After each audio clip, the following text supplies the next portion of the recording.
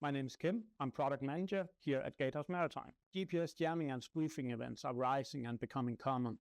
So where are the hotspots? The Baltics, with many observations from Gulf of Finland. And from last year, we saw multiple areas such as Red Sea and Mediterranean. So why care about jamming? It causes a security threat. Criminals take advantage of GPS jamming to hide illegal activities. And it's a national security concern since hostile groups are trying to disrupt our critical infrastructure. And finally, of course, navigational errors causing potential accidents. Our answer is found in our advanced analytical tool called GPS Lost. Let me quickly demonstrate how it works.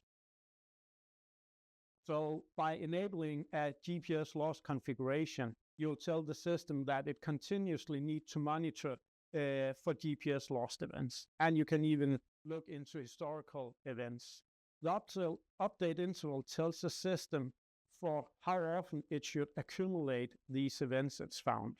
And within your shape, the grid size tells the diameter for which these accumulations shall be found. Let me show you an example I already made in the Baltics. Right now I'm in the Gulf of Finland. And as you can see here, the hexagons are colored by how many events are found by different vessels. And by clicking through the timeline, you can see how the GPS lost incidents are evolving over time. And you can even click on an hexagon and see which ships are found in that hexagon. And by clicking on it, you'll see the tracks for each ship and where it actually lost its GPS signal.